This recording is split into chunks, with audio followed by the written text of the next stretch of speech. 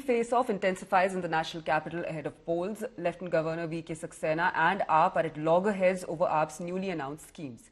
Lieutenant Governor V.K. Saxena issued a directive to probe the schemes after Congress's Sandeep Dixit wrote to him levelling serious charges against AAP.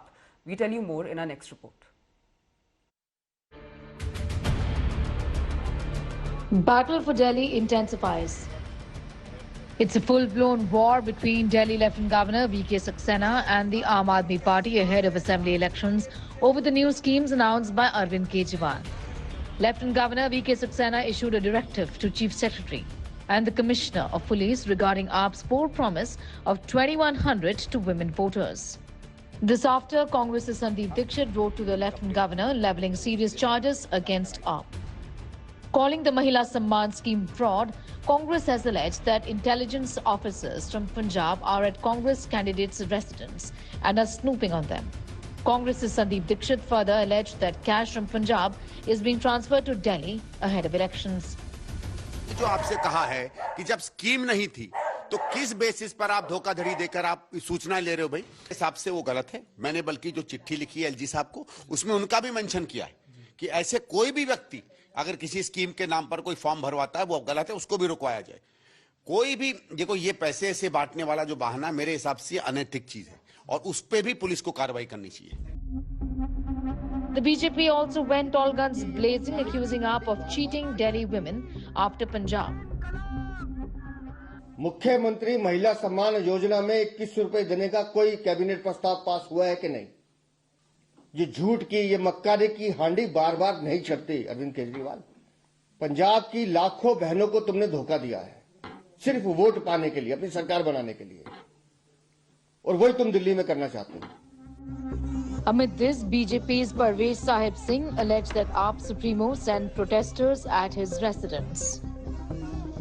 आपने थोड़ी देर पहले ये भी कहा कि वो इलीगल काम कर रहे, प्रवेश वर्मा जो है इलीगल काम कर रहे, पैसे दे रहे हैं। तो केजरीवाल भी तो पैसे दे रहे थे। केजरीवाल पैसे नहीं दे रहे। कहाँ आई हैं आप? अरे भाई मैडम, मुझे तो ये सारी महिलाएं लेकर आई है, मैं तो एक स्टूडेंट हूँ। कैसे आप? क्या बोला गया आपको? हमें बोला गया कि सिर्फ ओनली इसी असेंबली को 1100 रुपए दे रहे हैं। तो हमें चाहिए 1100। मुझे ये सब महिलाएं लेकर आई है अपने साथ में, मैं नहीं जानती।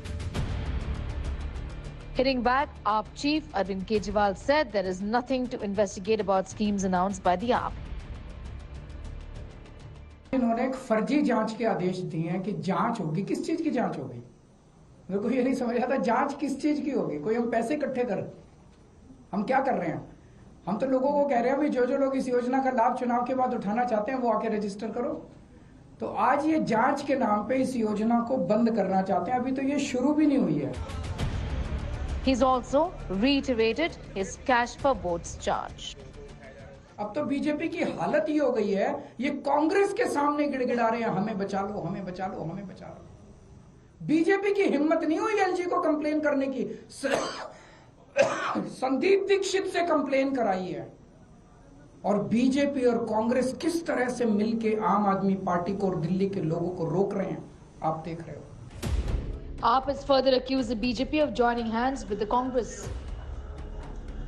एक तरफ कांग्रेस पार्टी के राष्ट्रीय नेतृत्व को ईडी और सीबीआई नोटिस दे दे के बुलाती है और सारे इनके प्रवक्ता कहते हैं जमानत पे बाहर आए, जमानत पे बाहर आए, जमानत पे बाहर आए।